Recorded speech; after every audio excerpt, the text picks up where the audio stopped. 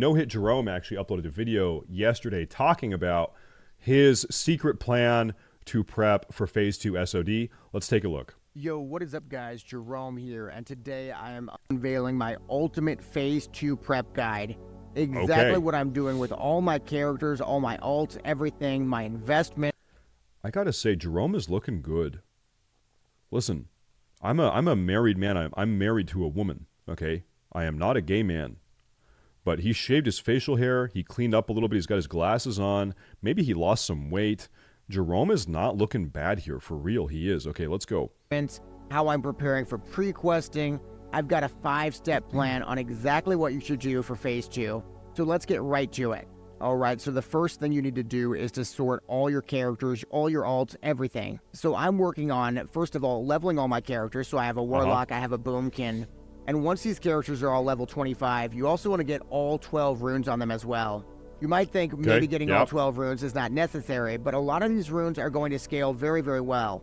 So for example, on my priest, I have Mindseer right now, and Mindseer really isn't that good right now, but it's going to be much better in later phases with more spell power, with my shadow setup, so it's something I want to get even though I'm not using it right now. One note is that whether you're leveling or doing runes, they're both going to be harder to do in the next phase. Getting all this stuff out of the way now before people move on to the Gnomergon raid would be really important. It's also very important to maximize your gear right now. I don't know if he's going to say this, but I have a very strong sneaking suspicion that engineering is going to be the top profession next phase. Gnomergon, engineering, I think it kind of makes sense. You know how if you are leatherworking or tailoring, you can make certain epic items for your character. I've got the epic boots on my Warlock, whatever.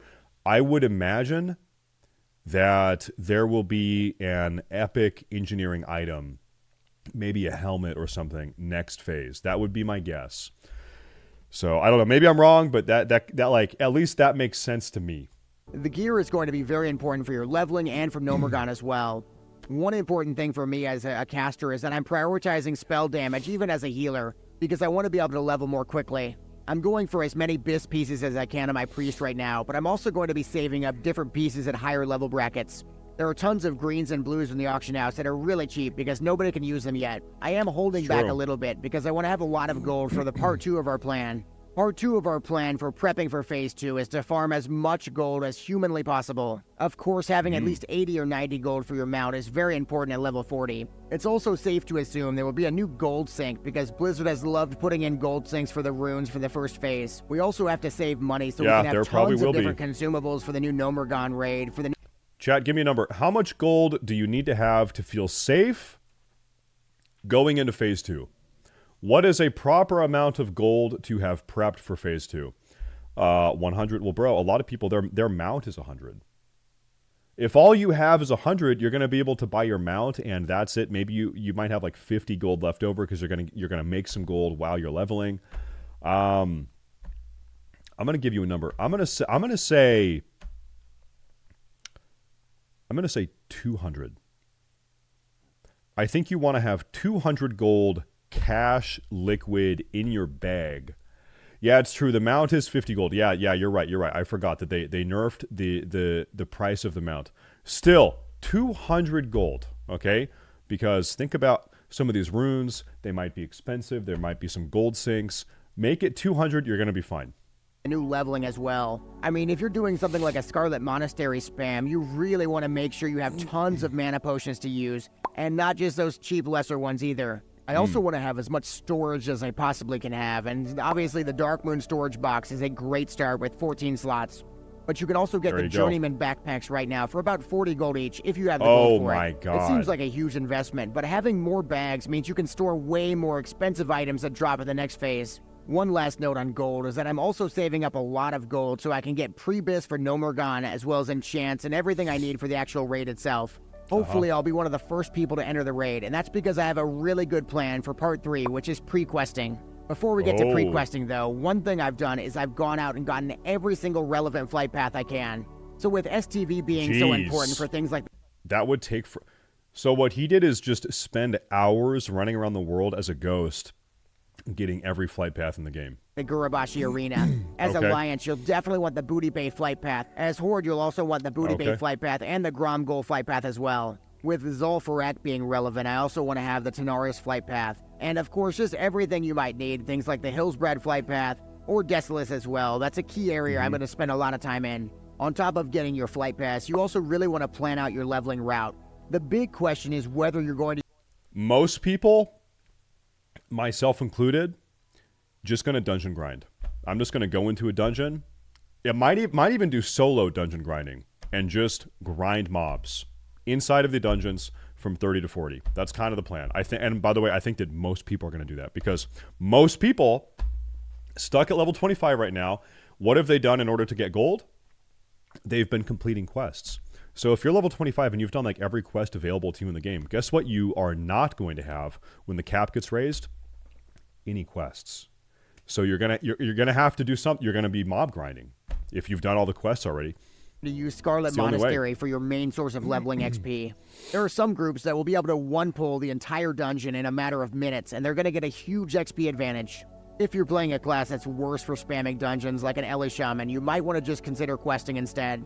That being said, no matter how you approach the leveling, having a pre-questing route is very important. Below the video, I've linked a very good pre-questing guide from my friend Alenia. It's Alliance only, but it'll get you to almost level 28 with just pre-questing. I've also included a link to a Reddit post below the video to give you way more inspiration with all sorts of items that begin quests.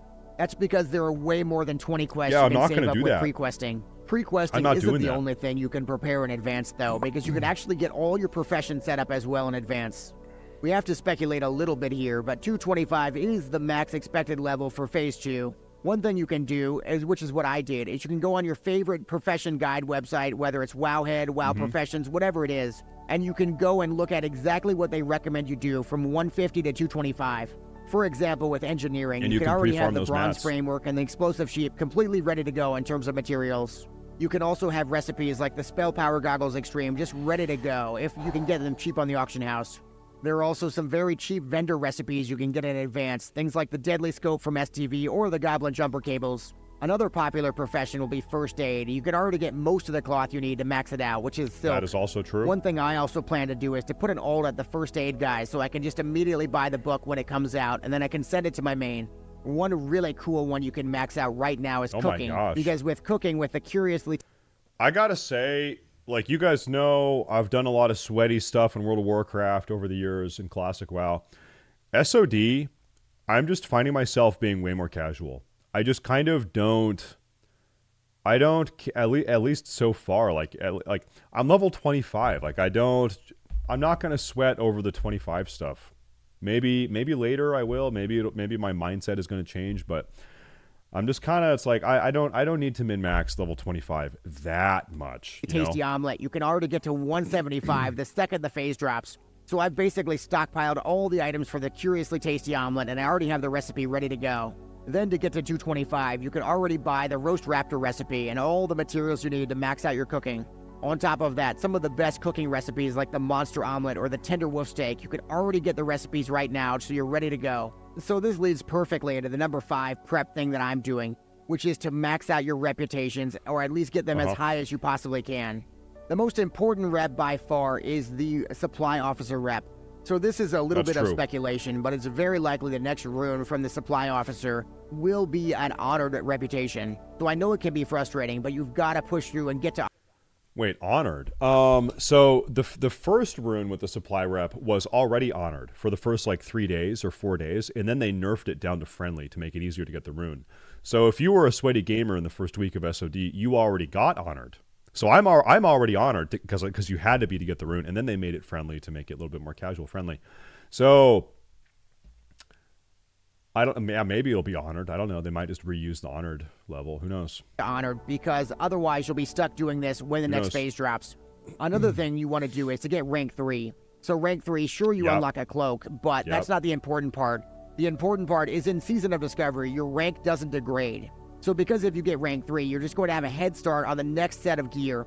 It only will take you a matter of hours to get rank 3, so I highly recommend you do it. This next step will not take a matter of hours, which is to max out your Warsong reputation and get exalted. So the reason you want to get exalted is there are some insanely good rewards in the rest of the phases. Like in phase 2, you get some really good epic bracers. So the key here... You get a pair of epic bracers at level 40, 50, and 60, and at 60 you get epic pants also. Now, it is possible that the new raids coming out at 40, 50, 60 might drop better bracers and epic pants than what you get from the rep. Maybe it's possible. I think that would be pretty dumb if they did that, but it is possible. So I do think farming Exalted rep with Warsong is probably worth it if you want to have your best in slot bracers, although keep in mind it is possible that it's a complete waste of time. But like probably not. And even if, no, it's not a complete waste, because even if they do give better loot, even if the new raids have better bracers than the Warsong Gulch ones, it might take you weeks or months to get them. They might not drop. You might not win the roll. And so in the meantime, you still have really good bracers from Warsong Gulch. It's probably Here's that you can do most of your reputation with just the Ashen Veil event. Then you can finish off Exalted with Warsong games, and I know it'll take a really long time, but it is a huge advantage going to the next phase. So this is basically my entire Phase 2 prep laid out for you. Another project I was working on was maxing my Timbermaw rep, or at least getting it to Revered. Though I wouldn't really recommend doing that right now. I did end up getting the Furbog Medicine Pouch, which is pretty awesome to have right now. If you'd like to see maybe a short on getting the Furbog Medicine Pouch, I can definitely put that out. Give the video a like, hit the subscription button, it really helps me a lot. And then check out my gold making video on how I made over 900 gold in just 2 weeks in Season of Discovery. He's got 900 gold in Season of Discovery. Oh my god! A very good video with Dark Moon Fair coming back again. You can make a ton of gold. Damn. Holy smoke. Okay, let me link the video. Great video. Jerome is out here gaming. Jerome is gaming. Great video. Awesome. There you go.